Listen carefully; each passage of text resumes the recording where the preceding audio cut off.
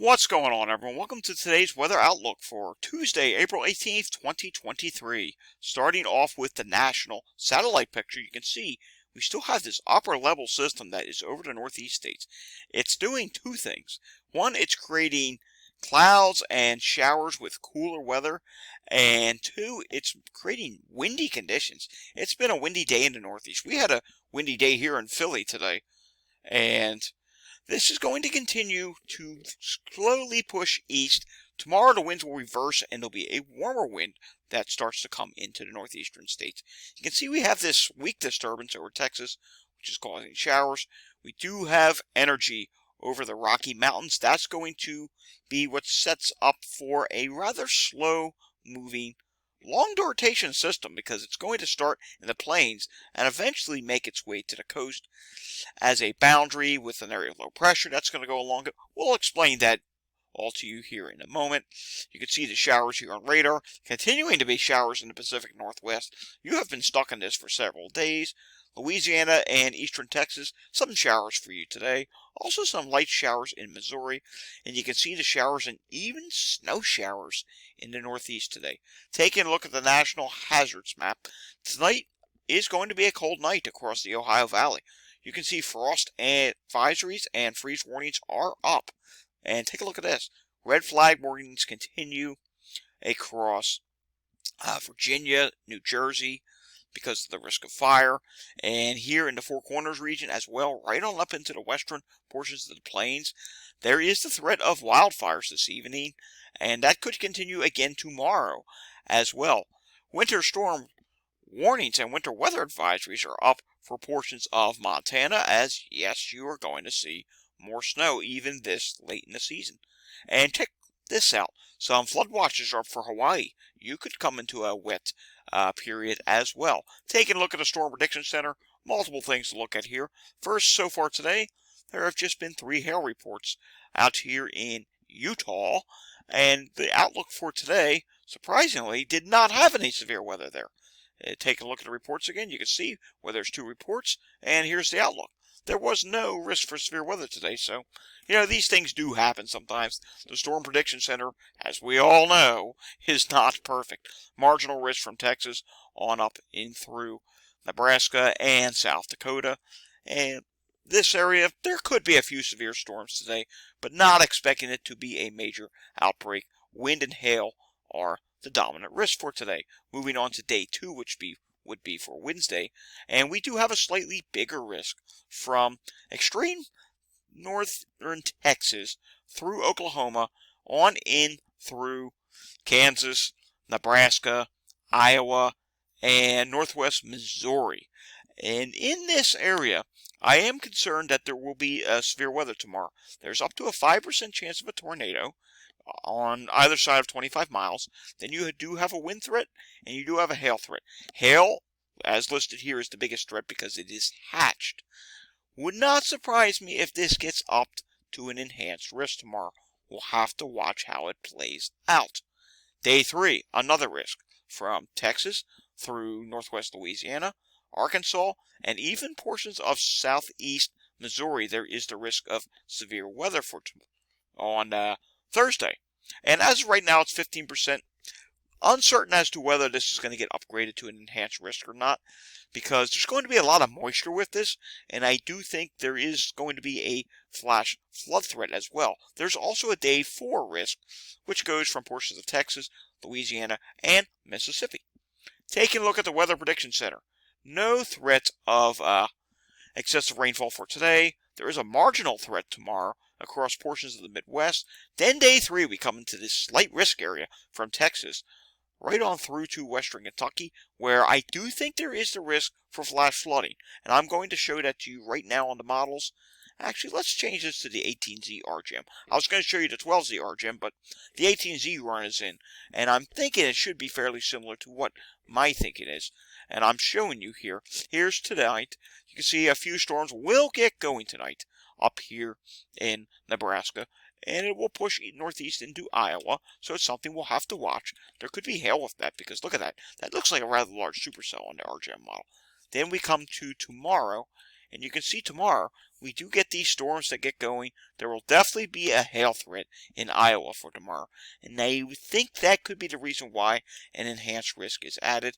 These will be supercell thunderstorms, so if any of them get rotation going, a tornado or two is possible. Then we come into Thursday, which things get really interesting. Look at this explosion of thunderstorms from Texas all the way up in through to Illinois. I definitely think there's the risk of hail, wind, maybe even an isolated tornado. But look how slow this is. The big threat is going to be flash flooding. And if this does evolve into a tornado risk, there's the risk for rain-wrapped tornadoes, which can be dangerous. They're tricky to spot. So it's something we're going to have to watch. And this boundary is not going to move very fast. Now we're into Friday morning, and look at this. The boundary essentially hasn't moved that much to the southeast.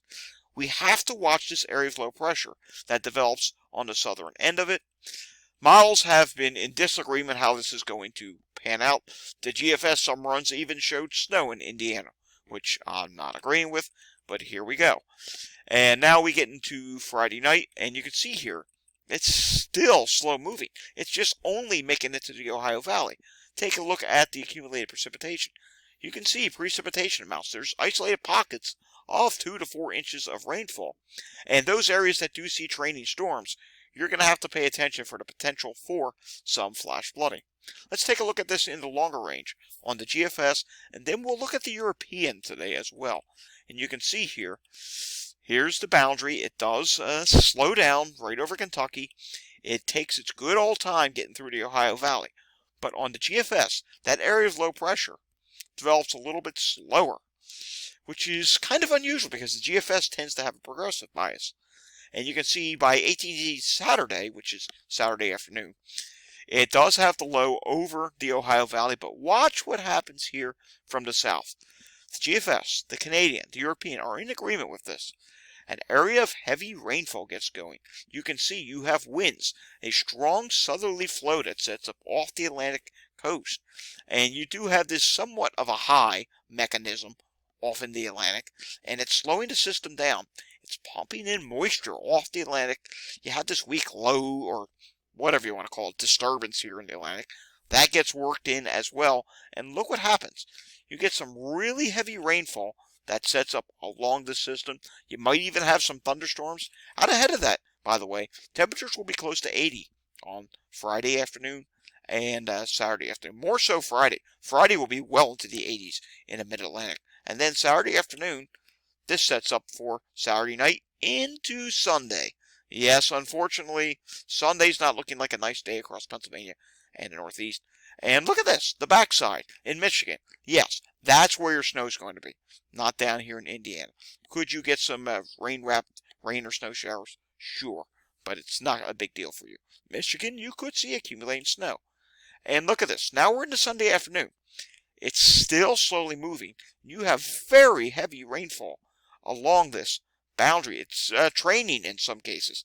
So you could see localized amounts, and I'll show you the precipitation here. You could see localized amounts of 2 to 4 inches of rain, maybe even localized 5 inches of rain, because the moisture really sets up. You get a convergence zone, which tries to squeeze as much moisture as possible out of that zone. And yes, there could be a flooding threat in this area, generally from north of DC on up into New York State. So I do think it's possible flood watches do get issued in this area. And remember, we were talking just not too long ago, about a week ago, saying, we're really worried about drought through the mid-Atlantic. I thought it was going to be a drier pattern through the end of the month. And here we go. Things have changed. Remember I showed you the NAO? The NAO is turning negative.